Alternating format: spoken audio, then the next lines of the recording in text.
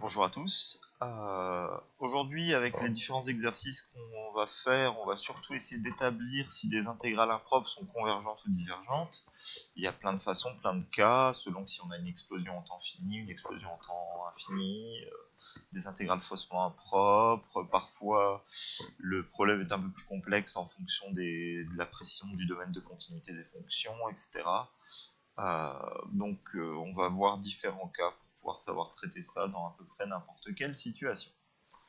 Euh, Tout d'abord, on va faire un cas assez simple. Donc, on considère l'intégrale de 1 plus l'infini de ln de t sur 1 plus t carré dt. Ce qu'il faut pouvoir dire pour pouvoir justifier de la convergence ou de la divergence de l'intégrale impropre, en premier lieu, c'est tout simplement d'étudier le domaine de continuité de cette fonction. Donc, ce qu'on sait, nous, c'est que la fonction t donne ln de t est tout simplement continue sur 1 plus l'infini, fermé en 1, ouvert en plus l'infini.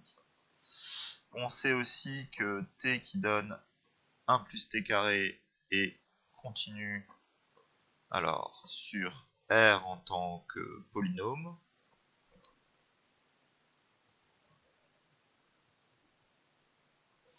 Et on sait aussi de plus que 1 plus t carré est toujours supérieur ou égal à 1. Alors c'est pour tout t appartenant à R, mais on peut juste nous permettre de préciser pour tout t appartenant à 1 plus l'infini. Donc par passage au quotient, il n'y a pas d'annulation. Par passage au quotient,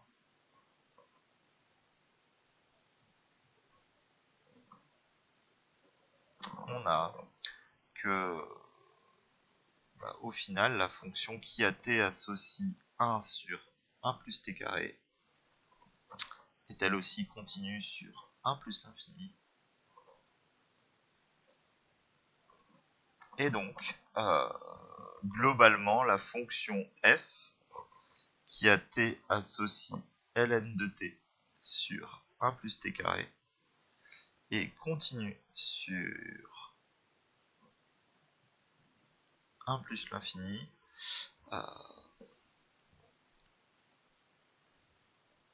Donc, l'intégrale est impropre uniquement plus l'infini. Ça, c'est le premier point. Il faut savoir établir à quel niveau l'intégrale est impropre ou non. Maintenant, au voisinage de là où l'intégrale est impropre, il va falloir qu'on puisse déterminer le comportement de cette fonction.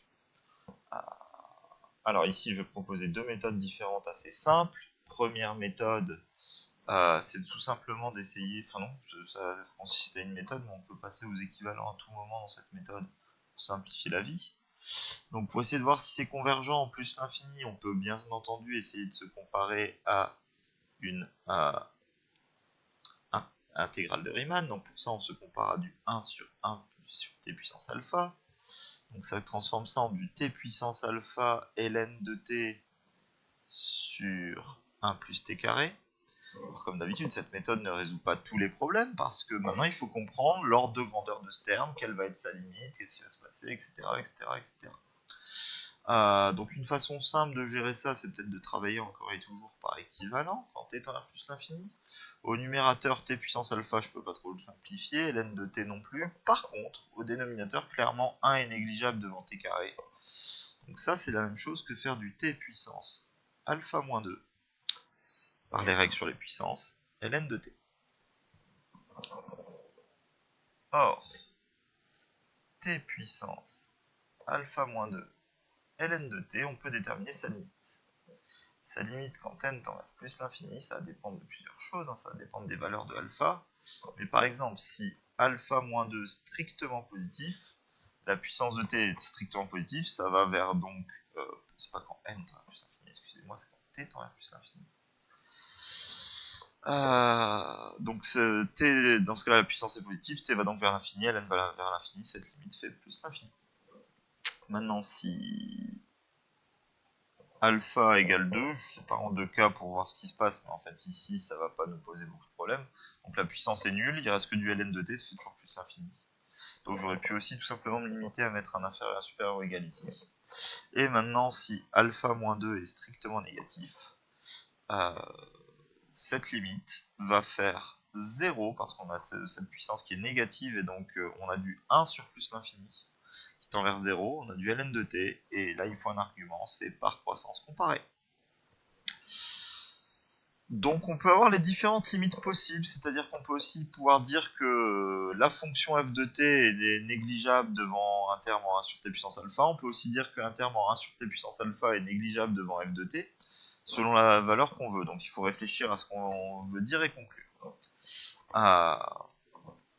Notamment, la jonction ici se fait au niveau de... La rupture se fait au niveau de alpha égale 2. Donc, on a entre guillemets, si on veut tracer l'axe réel, magnifique axe réel, on a une rupture ici au niveau de alpha égale 2. Sur tout ce domaine-là, quand alpha est plus grand que 2, ce qu'on va pouvoir réussir à écrire, c'est que 1 sur t puissance alpha est un petit taux de f de t. Par contre, dans ce domaine ici à gauche, ce qu'on peut écrire, c'est que f de t est un petit taux de 1 sur t puissance alpha. Alors, il faut voir pour quelle gamme de valeurs ces résultats nous sont utiles. Or, on sait qu'on est en voisinage de plus l'infini.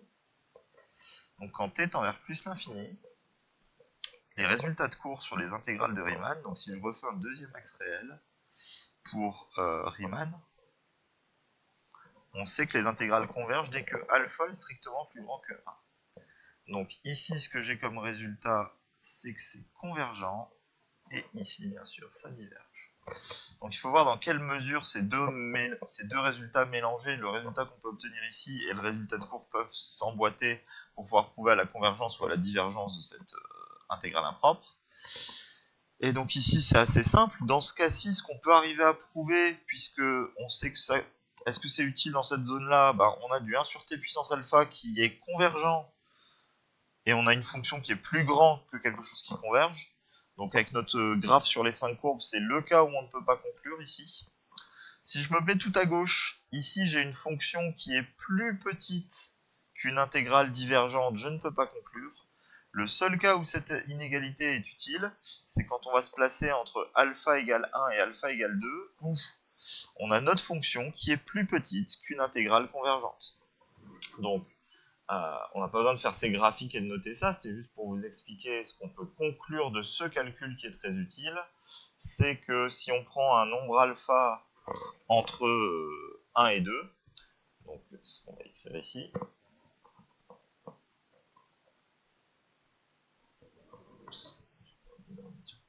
donc pour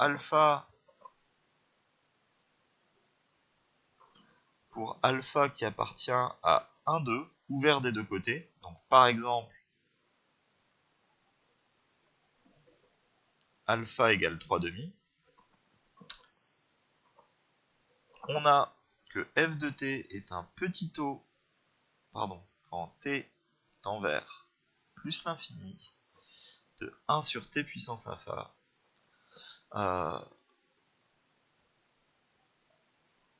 avec,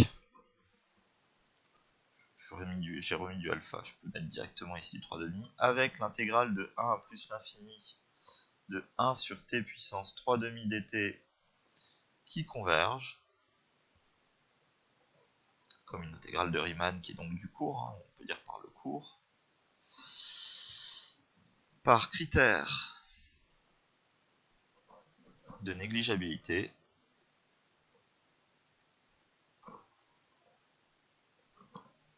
l'intégrale de 1 à plus l'infini de f de t dt converge. Et on a fini pour cet exercice. Voilà.